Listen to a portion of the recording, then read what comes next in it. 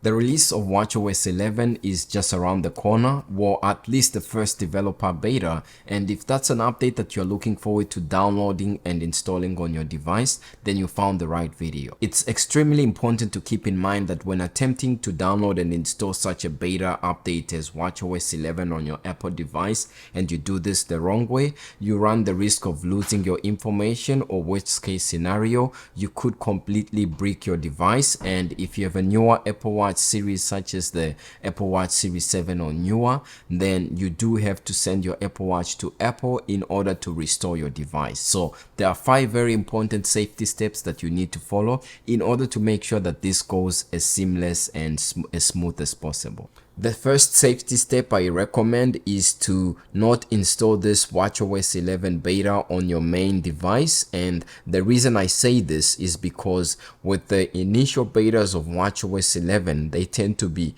really buggy, and if you have like health applications or metrics that you need on a daily, or reminders such as medications, or even if you use your Apple Watch for banking or for paying for stuff, then you might not be able to do that with the initial update. So if you have a spare Apple Watch such as this one that I have that I don't really use that much, then it's really recommended to install the first or the initial betas of watchOS 11 on a backup Apple Watch. Safety step number 2 that I recommend you follow is to go into your settings and basically remove any previous watchOS beta profiles that you might have lingering on your device. Now keep in mind that with watchOS 10 and watchOS 11 going forward, we actually don't need to download beta profiles. You now need an account. So with watchOS 10, you won't see a developer profile or a public beta profile. But if you haven't updated your Apple Watch since watchOS 7, 8 or 9,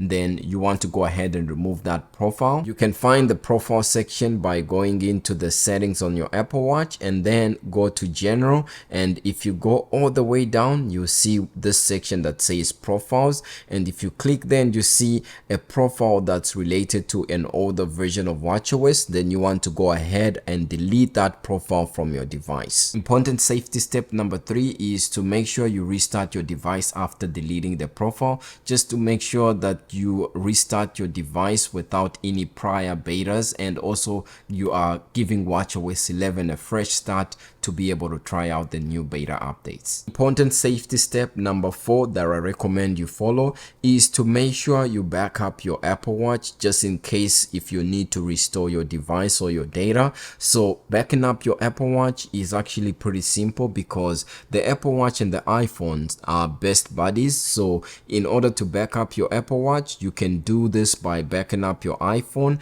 and you need to make sure that you have the correct Apple Watch selected. So if you go into your Apple Watch application right here, and then you go to where it says all watches, you can see the one that I have selected right here. So this is the one that I want to back up, and since I know I've selected the right watch, if I go into my settings on the iPhone and then go to my Apple ID right here, and then I want to go to where it says iCloud, and now I want to back up my iPhone right here, you can see it just loads, and now it will give me the ability to back up this iPhone. And backing up the iPhone that's paired with the Apple Watch that you want to update also backs up the Apple Watch data as part of the backup. Now keep in mind that if you have a Windows computer, you can also back up your iPhone on iTunes, or if you have a Mac computer, you can also back up your iPhone's data using Finder on Mac, and you will need to connect your iPhone to the computer using a cable or connector such as this. Another unique way you can back up your Apple Watch data is to basically unpair it with the iPhone, because unpairing your Apple Watch and your iPhone automatically backs up the data on the Apple Watch. So you can do this by going into the Apple Watch application, and then if you go to all the watch section and then you select your Apple Watch on the little eye icon right there, you can see on the bottom of this screen right here, you have the ability to unpair Apple Watch, and if you do that, it automatically backs up the data as well. Another important safety step to follow before downloading and installing watchOS 11 is to make sure that you have enough battery or charge on your Apple Watch. Watch. Now keep in mind that in order for you to download watchOS 11, you will need your Apple Watch battery to be at least 50% and higher. However, if you want to install and get your Apple Watch to restart, then you will need to connect your Apple Watch to a power source. I do highly recommend that you keep your Apple Watch plugged in all the time during the download and installation update, just to make sure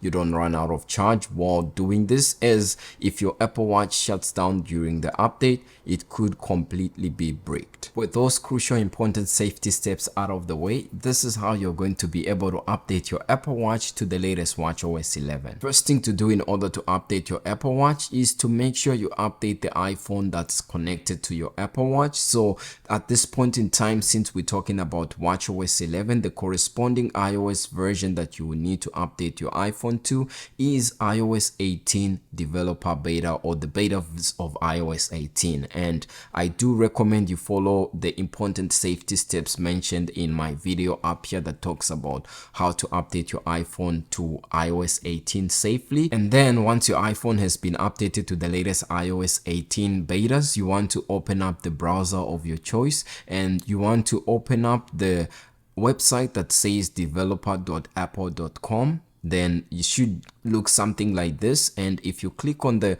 options or the two lines at the top corner like this, and then you go to where it says account, you can see right here it will prompt me to sign in. And if you don't have an account, you can create yours using this link that says sign or create yours now. You keep in mind that you might come up to a screen that says you need to click enroll today. As long as you've created an account and signed in, you don't have to enroll. The only time that you will need to create enroll is if you are planning to submit to the App Store. So if you are developing software or applications and you want to be listed on the App Store, then you will need to enroll. But keep in mind that there is different memberships of the Apple developer account. So you can see here the one that I'm telling you to create, which is just to sign in with your Apple ID right here.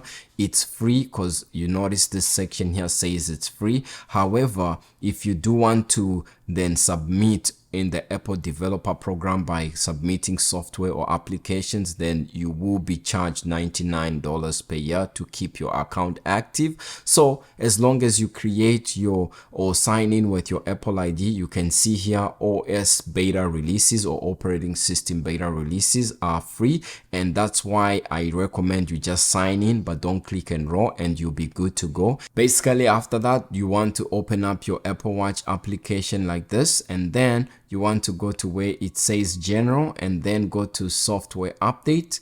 If you don't see the betas, you can switch off automatic updates and then switch off beta updates like this, and then you can close this application and then open it again and go to where it says general and software updates. Just follow the same route and come back to the betas and select watchOS 11 betas. This is just a demo to show you how you'll be able to do so. And once you've selected this, you can go back and go into where it says software updates again, and it should preload the latest beta of watchOS 11. So that's one way to do it, using the developer.apple.com website. Alternatively, if you didn't want to use the website, you can always go into the developer application, and then if you go to where it says account, if you don't have this developer application, by the way, you can download it on the Apple App Store right there. And once you have it, open it and then go to where it says account and just create an account. And again, if it prompts you to enroll, you don't have to enroll in order to try out watchOS 11 betas. This first method that I just showed you is just using the developer account. Keep in mind that things have changed, that you now don't have to download any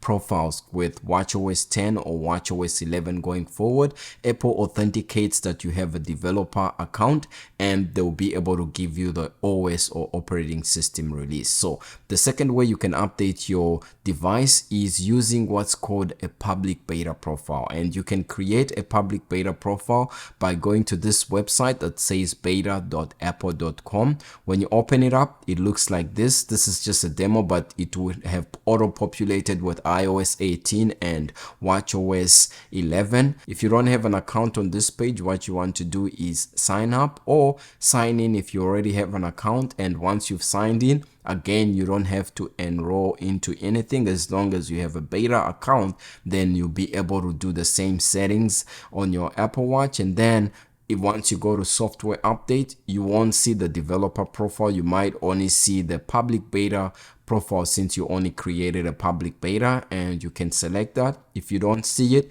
you can switch off the beta updates like this, and then just close the application, open it again, and go to the software settings page. And this time around, it should be able to show up as watchOS 11 public beta. Select that public beta and then go back, and you can go back to this section and select software update, and it should auto populate for you. Keep in mind that if you're planning to update your Apple Watch to watchOS 11 using the public beta method, which is the second method that I showed you, you will get the update 1 month late approximately, but developer betas get the update initially on June 10 when it comes out first. But at the same time, the initial version that comes out for developers tends to be very buggy compared to the one that comes out approximately a month after for public beta testers. So basically, that's about it for me. Those are 5 very important safety steps that you need to follow in order to make sure you update your devices safely.